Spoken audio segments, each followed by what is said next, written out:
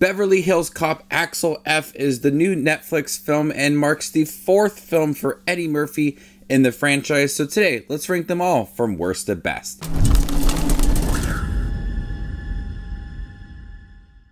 Hey everybody, my name's Justin here. I try to watch everything that hits theaters and on streaming services like Netflix. If you guys are like me, go ahead and hit that subscribe button down below and click that bell notification for more up and coming content. Leave your comment down below. How would you rank all 4 of the Beverly Hills Cop films from worst to best? Coming in last place, Beverly Hills Cop 3. I understand that they wanted to take this film and have a new environment, but having it at an amusement park felt a little bit silly to me.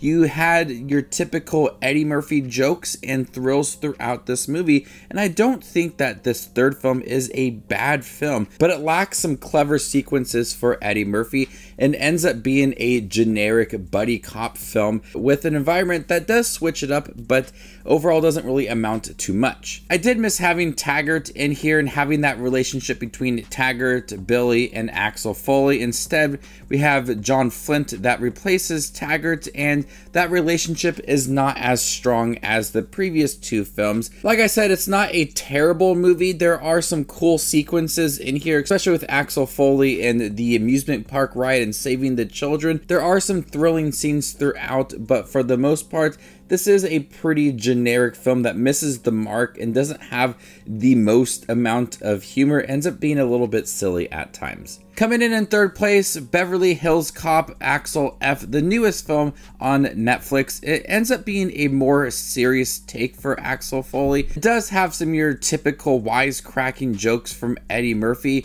but he is in a different part of his life. He has a daughter that he has not talked to for years. He's trying to reconnect with her. He's taken his job a little too seriously, so that leaves for a more dramatic take for Axel Foley and doesn't have the most amount of humor. But I thought that was a very realistic way to take this character, as he is years older from when we got him in the 3rd film, and he is not more mature, but he looks at situations in a different point of view, and so that leads for a more dramatic take for this film. The action scenes are intense in here. I really like Joseph Gordon-Levitt working alongside Eddie Murphy in here. Kevin Bacon feels a little bit underused in here and generic at times, but for the most part, this is a really entertaining Beverly Hills Cop film that does manage to bring back a lot of the tone from the previous 3 films, having an 80s soundtrack to accompany this movie.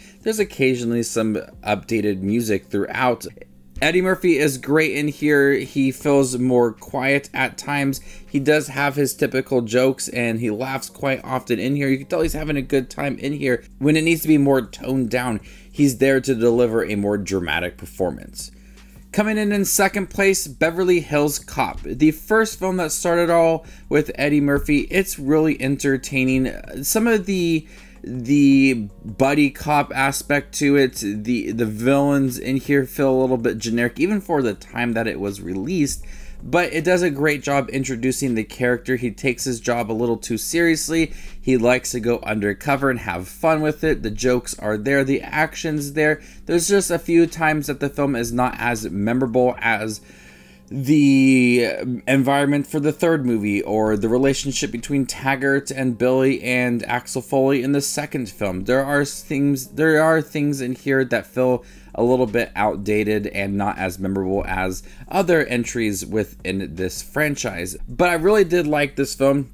I don't have a huge connection to the overall franchise, but I really liked Eddie Murphy in here. He not only cracked jokes at the police force in Beverly Hills, but also the jokes just felt very genuine and not out of place. They fit into the movie and you had a lot of laughs in here. And I also did appreciate a lot of the action in here and seeing how he works and just get an understanding of the characters that we got to know in future films, and just the overall work ethics of Axel Foley was very strong in here. It's hilarious.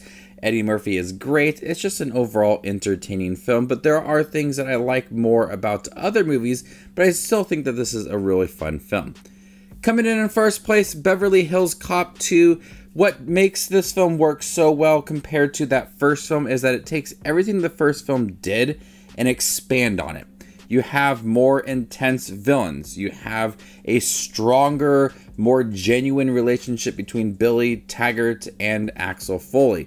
The jokes are more often within this film, and they're hilarious. There's a lot that the second film does and just expands on it and makes it better. The second film, I found myself to be way more entertained than that first film. I was more invested in the detective work and the case that they were on.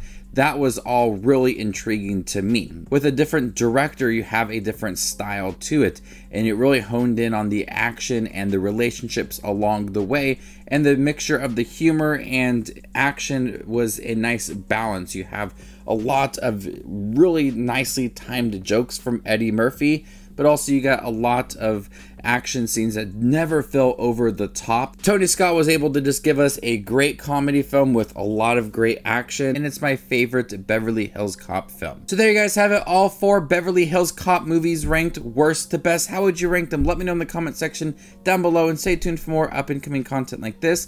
My name is Justin Watches Movies, and you guys stay classy, YouTube.